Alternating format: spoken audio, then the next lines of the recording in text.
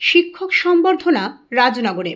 5ই September নবী দিবস উপলক্ষে ছুটি থাকার জন্য 9ই সেপ্টেম্বর মঙ্গলবার শিক্ষক দিবস উপলক্ষে বীরভূম জেলার প্রান্তিক অঞ্চল রাজনগর গ্রাম পঞ্চায়েতের উদ্যোগে এলাকার শিক্ষক শিক্ষিকাদের সম্বর্ধনা দেওয়া হলো আজ দুপুরে।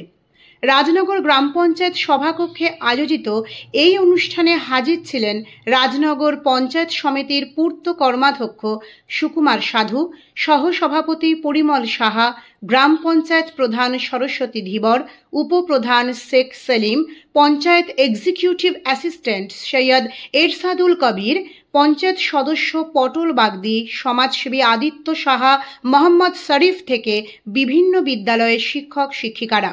অনুষ্ঠানে ডক্টর সর্বপল্লী রাধাকৃষ্ণনের জীবনের বিভিন্ন দিক নিয়ে আলোচনা করা হয়।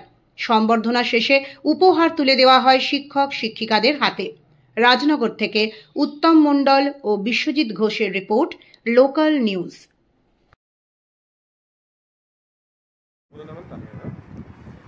আজকের এই যে অনুষ্ঠান শিক্ষক সম্বর্ধনা, আচ্ছা এর উদ্দেশ্য এবং কতটা সফল হলো বলে আপনি মনে করছেন পঞ্চায়েত সহ এক্সিকিউটিভ হিসাবে? আমাদের পঞ্চায়েতের তরফে 5 সেপ্টেম্বর ডক্টর সর্বপল্লী রাধাকৃষ্ণন মহাশয়ের যে জন্মদিন, সেই জন্মদিন উপলক্ষে যে জাতীয় শিক্ষক দিবস পালিত হয়, সেদিন নবী দিবস থাকার জন্য আমরা সেদিনটা পালন করতে পারিনি। আজকে আমরা পালন করেছি এবং এই মহান জাতির জনকের আমরা এই জন্মদিন পালন করে আমরা নিজেদেরকে কৃতার্থফল মনে করছি।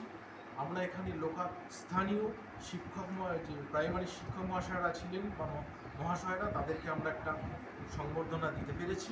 এর জন্য আমাদের একটি ছোট্ট নিবেদন ছিল, সেই নিবেদনে ওরা অংশগ্রহণ করেছিলেন। আমরা আমাদের অল্প পরিসরে তাদেরকে যথাযোগ্য মর্যাদায় আমরা এই শিক্ষক দিবস পালন করতে সমর্থ হয়েছি।